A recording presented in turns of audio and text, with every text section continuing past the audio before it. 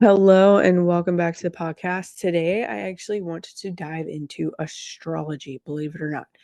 So, I have been getting a lot of interest and traction in astrology readings. I've done two for some YouTube subscribers in my YouTube community. I've done one, two, three, four, five, six for quite a few of the people who I've been doing market research with. And what I've come to notice is that the way that I do the astrology reading is very quote unquote practical for how people are moving through things in their lives. So, I want to quickly talk about astrology and the power of astrology because technically it was JP Morgan Chase, I believe, who was talking about how millionaires pay attention to money, but billionaires pay attention to their astrology.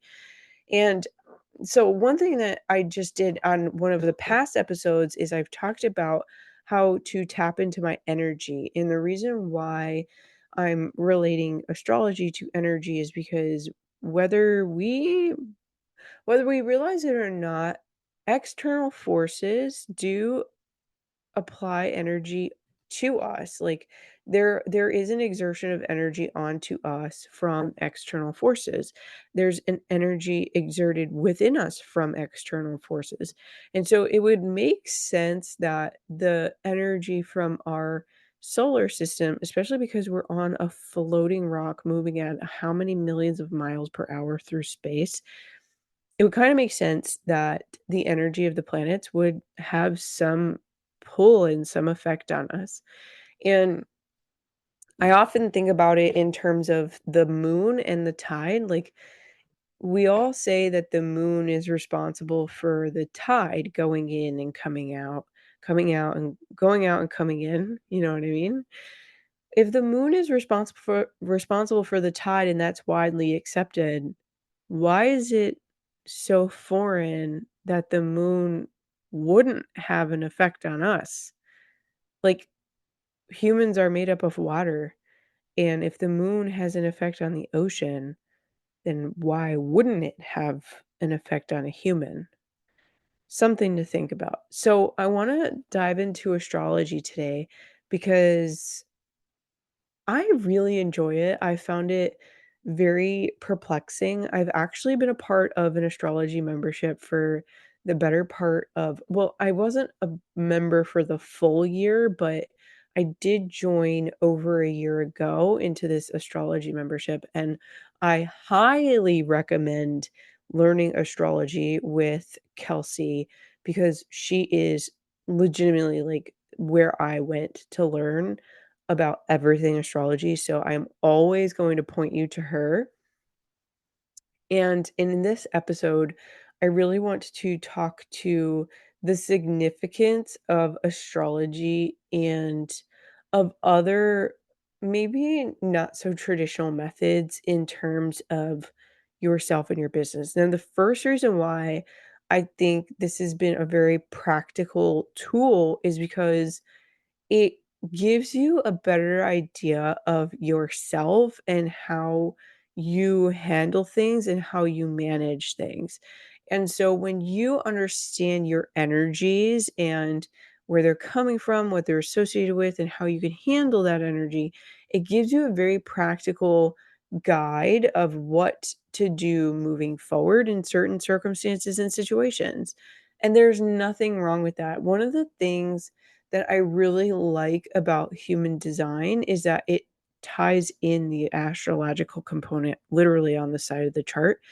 And on the conscious side, you'll have, like the black boxes, and it'll show you where your sun is and your earth and what, what get your Mercury's in and all this stuff. And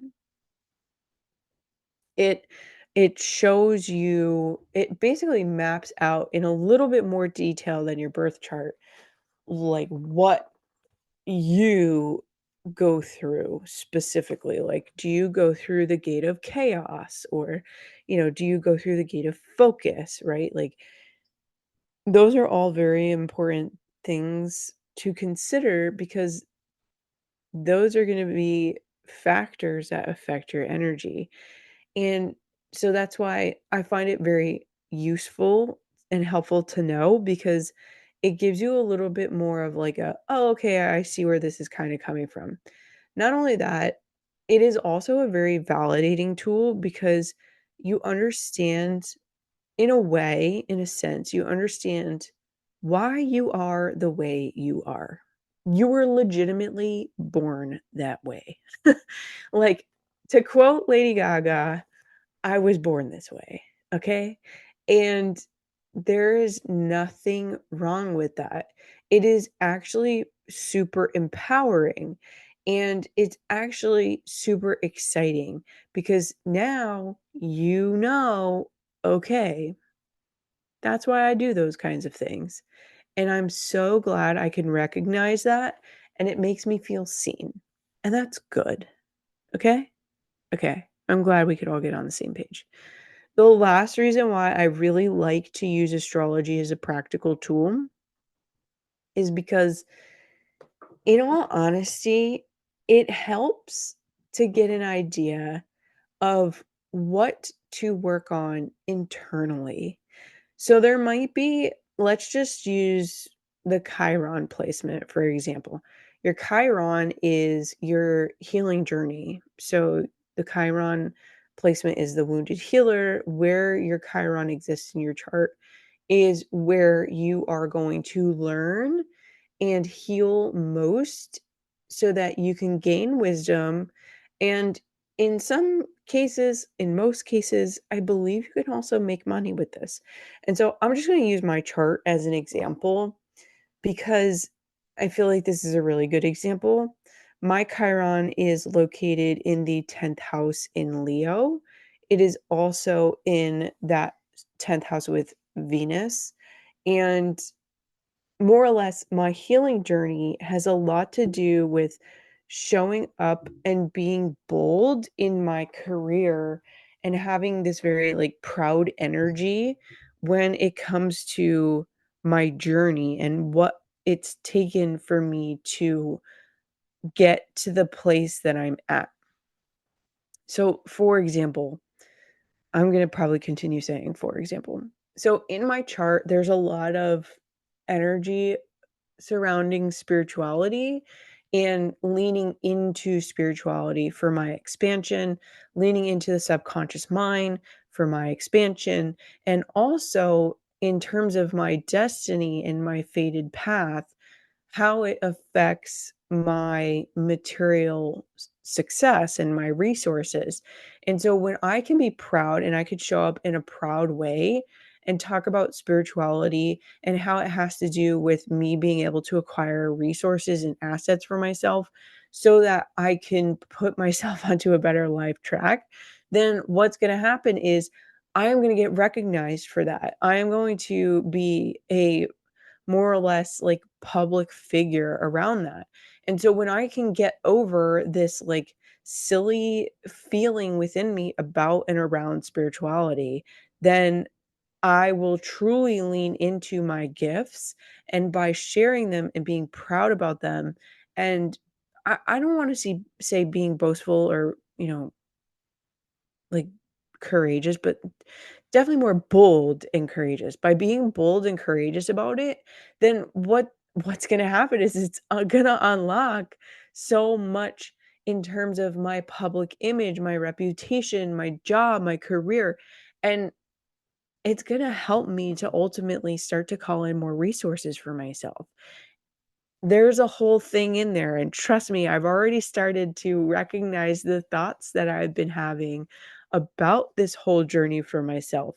I mean, the hardest part about spirituality for me is my grandmother and how I was raised, and when I was young, my mother would always kinda give me this impression of my grandmother, and I was like, "Oh my god," like, I want to avoid becoming that. And now, as I'm an adult, I'm watching my mother lean more into that direction.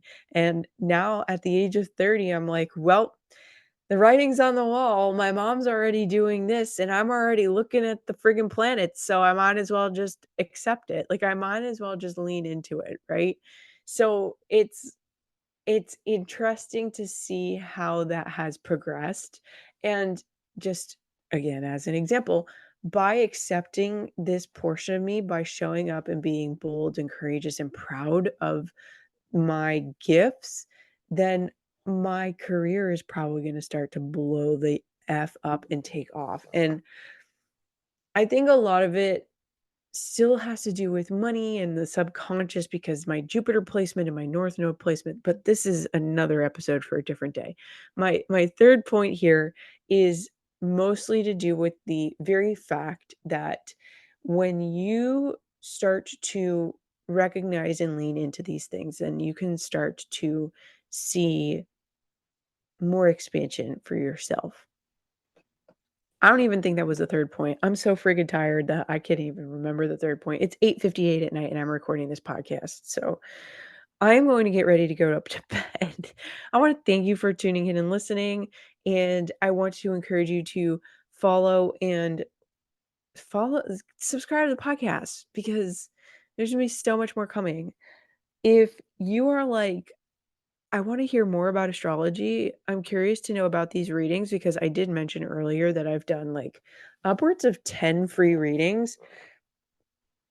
I'm gonna put the information down below. Those readings were a majority were market research. I do actually have one more free reading on my YouTube channel. If you comment on one of my YouTube videos and you say, "Hey, I wanna grab this last free reading," I will do a free YouTube astrology reading for you. Literally, I just pull up your chart and I record my reading on Zoom and I put it on YouTube for you. So if you wanna have that done, I have one free reading left over onto YouTube, and then readings are going to be, charged from that point forward. So that's gonna be the last one. Run over my YouTube, just saying. Okay.